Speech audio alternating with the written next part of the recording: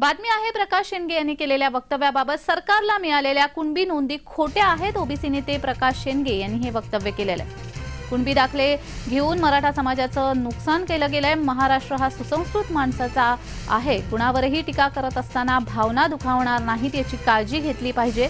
सरकारने 57 लाख नोंदी ज्या दाखवल्या आहेत त्या सर्व खाडाखोड करून घेतलेल्या आहेत असं वक्तव्य त्यांनी केलेलं आहे।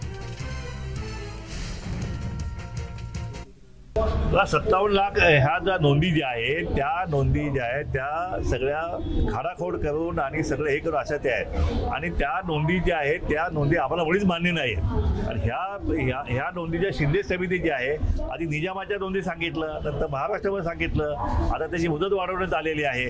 पण हे अशा प्रकारे हा निजामकालीन किंवा अकबरकालीन नोंदी ज्या आहेत त्या नोंदी घेऊन जर आपण आरक्षण क्लेम करत असेल तर ते घटनात्मक दृष्ट्या बरोबर नाही आहे। त्याला आम्ही कोर्टामध्ये आव्हान दिलेलं आहे।